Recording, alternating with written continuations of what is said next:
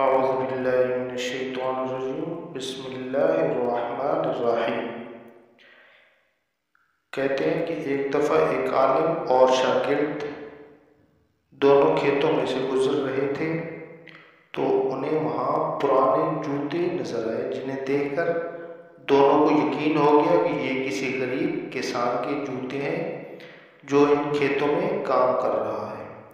شاگرد نے عالم سے کہا، شیخ آپ کی کیا رائے ہے؟ اگر مزاحاً ہم کسان کے جوتوں کو کہیں چھپا دیں اور وہ واپس آئے تو اسے جوتے نہ ملیں، دیکھتے ہیں وہ کیا کرتا ہے۔ عالم نے جواب دیا، ہمیں اپنی محظوظیت کے لیے دوسروں کو تکلیف میں نہیں ڈالنا چاہیے، لیکن اے میرے بیٹے، آپ تو امیر ہیں، آپ تو اپنے اور کسان دونوں کے لیے خوشیاں لا سکتے ہو، آپ کی کیا رائے ہے؟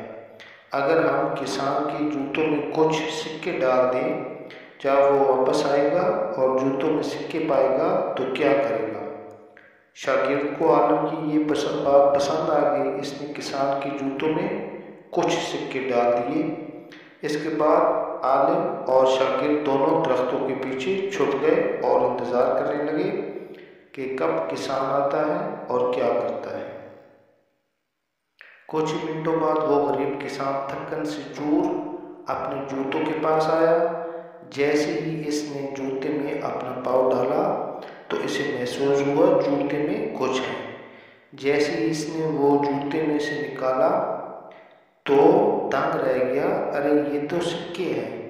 پھر اس نے دوسرا جوتا دیکھا، اس میں بھی سکے تھے۔ اس ارد گرد چاروں طرف دیکھا لیکن اسے کوئی نظر نہ آیا۔ وہ ان سکوں کو بھاگ کر بار بار غور سے دیکھتا کہ کہیں وہ کوئی خواب تو نہیں دیکھ رہا۔ اس نے وہ سکے اپنی جیب میں ڈالے اور وہ گھٹنوں کے بل بیٹھ گیا۔ پھر اس نے آسمان کی طرف نظر اٹھائی اور روتے ہوئے بلند آواز میں اپنے رب سے مناجات کی، اے میرے رب، تیرا شکر ہے، تو جانتا ہے میری بیوی بیمار ہے، میرے بچے بھوکے ہیں، ان کے لیے کھانا نہیں ہے۔ تیرا شکر ہے میرے اللہ، تو نے مجھے اور میری اولاد کو ہلاکت سے بچا لیا۔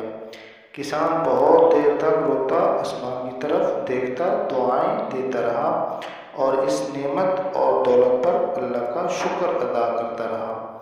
شاگرد یہ دیکھ کر بہت متاثر ہوا اور فرط جذبات میں اس کی آنکھیں بھی بھر آئیں۔